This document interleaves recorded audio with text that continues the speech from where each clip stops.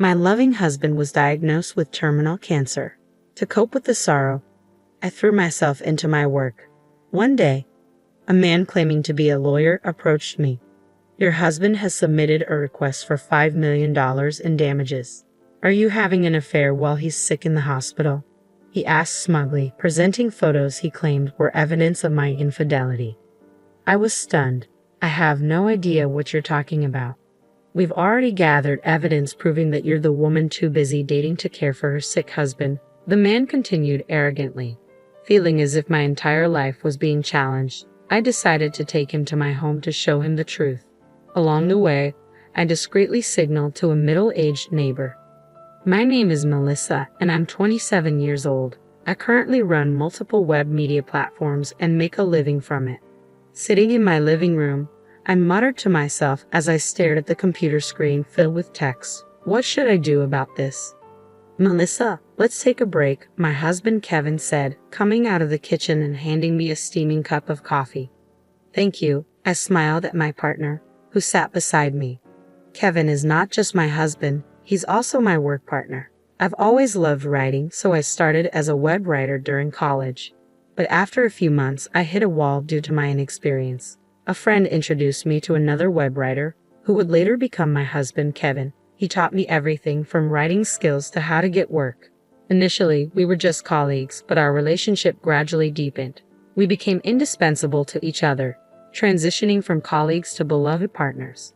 After graduating from college, we went into business independently as web writers and started to run and operate web media platforms. Our relationship evolved from partners to a unique family. Now, as a married couple, we work from home and are always together, both for work and in our private lives. When I tell my friends, they ask, don't you get tired of being together all the time? But we find it comfortable, thanks to Kevin's calm and gentle personality.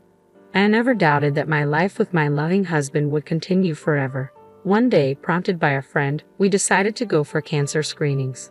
We often joked about our good health, but with a friend's relative getting diagnosed with cancer, we thought it was a good time to get checked. As it turned out, I was fine, but Kevin needed further testing. By this point, a sense of unease had already set in. Kevin kept saying, I'm fine, nothing's going to be wrong, Kevin reassured me, but I couldn't shake off my worry.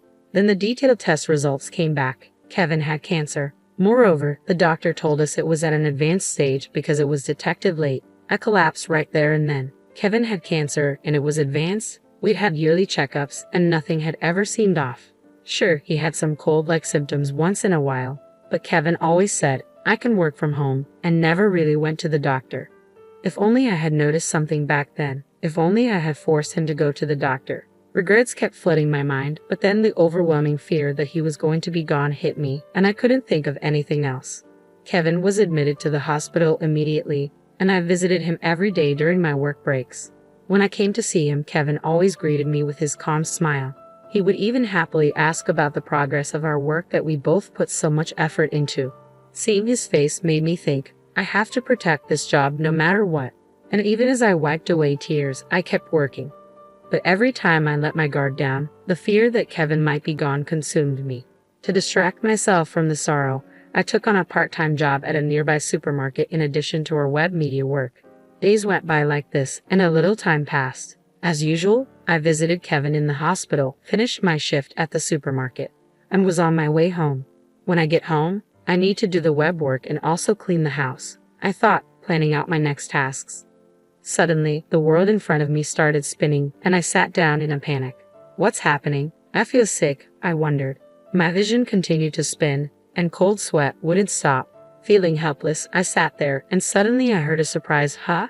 A concerned person was hurriedly approaching. A gentle hand was placed on my slumped shoulder, and a kind voice asked, Are you all right? Looking up, I saw an unfamiliar middle-aged woman looking at me with concern. I'm feeling a bit unwell, but I'll be okay, I tried to assure her. I mumbled, trying to stand up despite my spinning vision, but the woman who caught me said, Come this way. She almost dragged me along to some place. We arrived at a familiar suburban house. Where is this? I asked, gazing vaguely at the house. This is my home. Rest here for a while, she said, taking my hand and leading me inside. Despite it being our first meeting, her warm hand oddly comforted me, and I followed her in. We sat in the living room sipping water, and then she encouraged me to lie down on the sofa. Even as I closed my eyes and took a deep breath, she wet a towel in cold water, wrung it out, and placed it on my forehead. She also covered me with a blanket. A little while later, my vision stabilized and my sweating stopped. Slowly sitting up from the sofa, I faced the concerned woman and asked, "Can I move now?" I thanked her and added, "By the way, I realized I never introduced myself.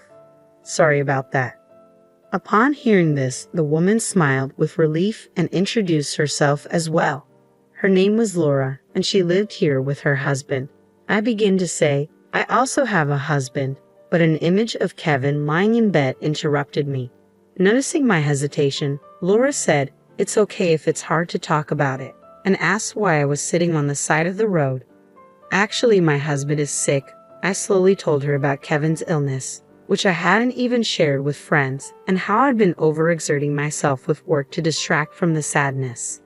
Laura held me tightly as I choked up and finally shed tears. "It's hard, isn't it?" she said, crying along with me. Later, I found out that Laura's house was very close to mine. What's more, our house was apparently known in the neighborhood as the wealthy couple's house due to its size. Chuckling to myself, I suddenly remembered. When I used to walk around the neighborhood with Kevin, people would often strike up friendly conversations with us. It feels like things have become distant since Kevin got hospitalized. Laura told me, "People thought you two had separated and didn't know how to approach you." Through meeting Laura, my days slowly started to change. I got to know the neighbors I'd previously avoided, and we started gathering at our houses for tea. Every time I struggled to watch Kevin's health deteriorate, Laura was always there to touch my hand and encourage me with her warm touch. Then one day, Kevin received permission for a temporary return home, marking a long-awaited moment. A temporary return home? These words signaled the last moments we'd get to spend with Kevin. I decided to make the most of this time and fill it with smiles. "So, Kevin, now that you're home, is there anything special you want to do?" I asked. The first thing he said was, "I'd like to see Laura." While Kevin was hospitalized, I had told him how Laura and the neighbors had been taking good care of me during my daily visits. To fulfill Kevin's wish, I let Laura know we'd be stopping by on our way. A quick glance at Kevin revealed a certain resolve in his face as he stared straight ahead. We arrived at Laura's, who welcomed us with her ever-present warm smile. She took Kevin's hand and said, "You really are loved," her eyes meeting mine as she smiled. Feeling a bit embarrassed, I told Kevin, "Well, you know," our eyes meeting, his face a mix of laughter and tears. During a break in the conversation, as I was about to head back to the living room from the restroom, I overheard Kevin's earnest voice from the other side of the door. I listened closely and realized he was talking about me. "Please look after Melissa when I'm gone." Hearing those words, I felt a stinging pain at the back of my nose and realized tears were falling. So that's why Kevin wanted to come here. Hearing Laura's gentle, "Of course," I couldn't stop my tears. Not much later, my husband Kevin drew his last breath. While I was prepared for it, the sense of loss hit me harder than I had imagined. Laura and our neighbors kept encouraging me during my grief. After some time had passed, a renewed sense of purpose pushed me to resume my career. I even continued my part-time job at the supermarket, thinking I needed to keep moving forward. Life went on just like that for about 2 years. One day, as I finished my shift at the supermarket and stretched my tired body, a voice came from behind. "Excuse me," startled, I turned around to see a serious-looking man wearing glasses. Did he lose his way? Without much thought, I asked, "Can I help you?" Clearing his throat, the man smiled softly and spoke, "I apologize for the sudden intrusion. I'm a lawyer. You're Melissa, correct? May I speak with you?" A lawyer? What could he possibly want with me? Though I was puzzled, I agreed to listen. "Sure. You see, your late husband Kevin has left you a settlement of $5 million. I was surprised when the man mentioned Kevin's name, and even more startling was the word settlement, almost causing me to drop the bag I was holding. "What? No, there must be some mistake. Ma'am, we have all the evidence. While your husband was in the hospital, you've been having an affair, haven't you?" The man smirked and pulled out his smartphone, showing me a photo. "What is this?" The photo showed a man and a woman, arms linked, walking away from the camera. I had to admit, The woman in the photo bore a slight resemblance to me, but it was definitely a case of mistaken identity. That's not me, and I don't know that man. Besides, my husband passed away 2 years ago. I laid out the facts and was about to walk away when the man suddenly raised his voice to stop me. Lies about him being dead won't work. We already know you've been dating around while neglecting your sick husband. I was stunned. I remembered the days when I was rushing to Kevin's hospital every day and working nonstop. What could this guy possibly know about me? I wondered. Isn't it common sense for a real lawyer to offer a business card? Shouldn't he have notified me through documents or a phone call rather than meeting me in person? I shook my tired head and stared at the man. He wasn't going to back down. Realizing we wouldn't reach a conclusion, I decided it would be quicker to just show him. "Please come this way," I said, inviting the man into my home. In hindsight, it was a bold move, but I felt emotionally charged, like he was negating my entire life. As I walked home with the man, I crossed paths with Laura, who was holding a shopping bag. Laura looked surprised but understood something when I raised my palm. She acknowledged and returned the gesture. I opened the front door and ushered the man inside. Clearly thinking he'd successfully manipulated me, the man enthusiastically said, "Let's discuss the paperwork inside." Ignoring him, I led the way to a certain room. "Please come in," I said. It was a room with a memorial altar, pictures of a smiling Kevin from when he was healthy displayed on it. "Wait, he really is dead," the man said, his face pale. "My husband is no longer in this world, so your claim for compensation is simply impossible," I said, adding internally, he would never have done such a thing even if he were alive. Noticing the man claiming to be a lawyer glancing around, he muttered under his breath, "That's not what I heard. This can't be right." He then casually pulled out his mobile phone to check something. I subtly peeked at the screen from behind and saw a photo of a vibrant Kevin taken before his battle with illness. "What? What's the meaning of this?" I demanded, unnerved that this man had a photo of my loved one. The man started talking hastily, as if making an excuse. According to him, he had purchased information about me and Kevin, who were known as a wealthy couple in the neighborhood, from a man claiming to be an informant. His intention was to scam us. The information said the husband of the wealthy couple was in the hospital, and the wife was emotionally vulnerable. Moreover, the informant had tried to squeeze more money out of the man by feeding him a lie that your wife is cheating on you, even providing fake evidence photos to back up the claim. I had no idea he was dead. That guy tricked me. The irony of the scammer himself being scammed left me sighing in disbelief. Then the man, who had been mumbling to himself, stood up straight and looked at me with a creepy smile, saying, "Well, if I'm caught, I'm caught."